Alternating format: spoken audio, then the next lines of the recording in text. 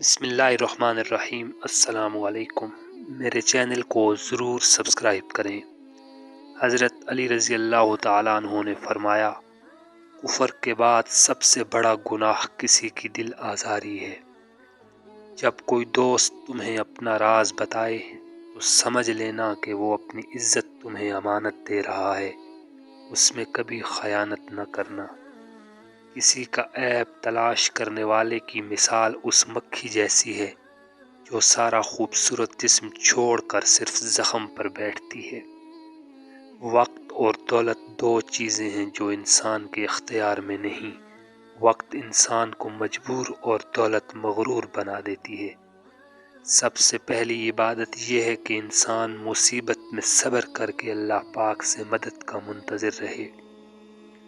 کامیابی حوصلوں سے ملتی ہے، حوصلے دوستوں سے ملتے ہیں، دوست مقدروں سے ملتے ہیں، اور مقدر انسان خود بناتا ہے۔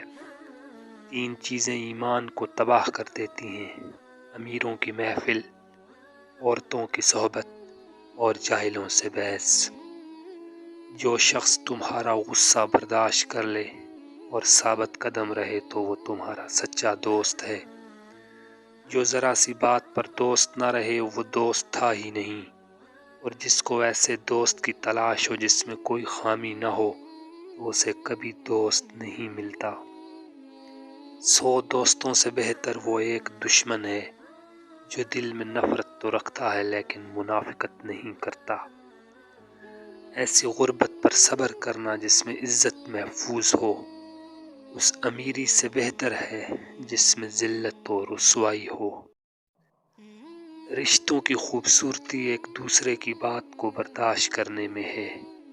بے عیب انسان تلاش کرو گے تو اکیلے رہ جاؤ گے۔ انسان کے کردار کی دو منزلیں ہیں: دل میں اتر جانا یا دل سے اتر جانا۔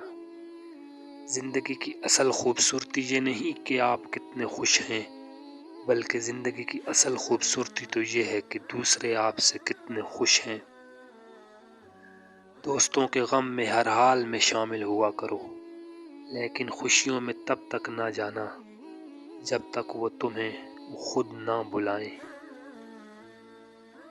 جس کو تم سے محبت ہوگی وہ تم کو فضول اور ناجائز کاموں سے روکے گا۔ تمہارا ایک ہی رب ہے پھر بھی تمہیں اسے یاد نہیں کرتے، لیکن اس کے کتنے بندے ہیں وہ پھر بھی تمہیں نہیں بھولتا۔